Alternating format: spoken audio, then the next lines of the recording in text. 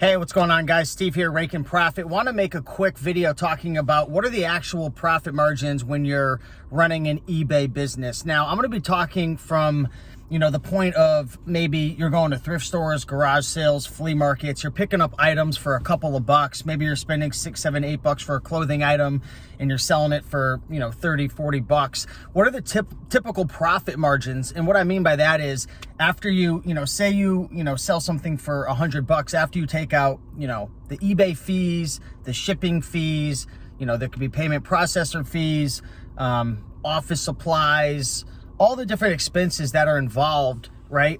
And maybe you're a one-man show, one-woman show. What are the typical profit margins, okay? So traditionally, if you're just a one-person show, you're flipping items from thrift stores and garage sales, you're getting items pretty cheap, you're typically going to have around a 50% profit margin. Sometimes it could be 60% profit margin, and that's just you. You don't have a warehouse space, you don't have employees, you're doing everything yourself. You're probably working 20, 30, 40 hours a week. I mean, even on a smaller scale, the smaller you are, and if you're flipping items from thrift stores, garage sales, flea markets, so on and so forth, and not paying a good deal for your inventory, you're usually going to be 50 to 60% profit margins. Now, that's going to get smaller and smaller as you scale, because as you scale, you're going to be putting your money to work instead of, putting your time to work, right? So instead of going out and spending 7, 8 hours to find items that are a buck or two that you could flip for 20, 30, 40 bucks.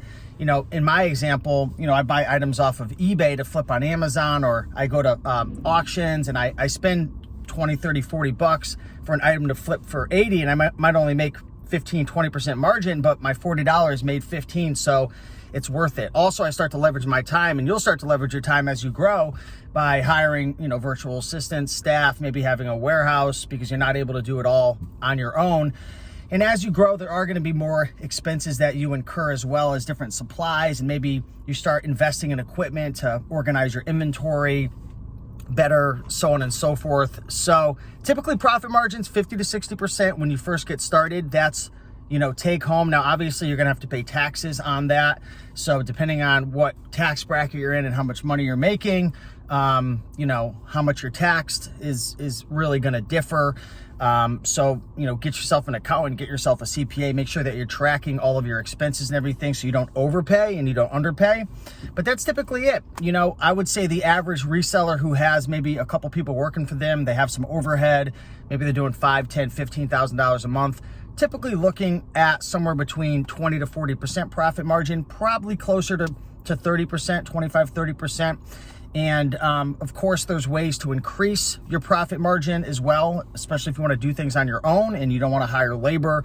And of course, if you want to scale, get other people to work for you and increase your hourly rate, your profit margin might go down, but your hourly rate might go up because you're leveraging people, time, resources. So hopefully this video helped. Let me know down below, what is your profit margin that you're working off of? Are you a one-man, woman show? Do you have people working for you? Let me know. Hopefully this helped. Much love.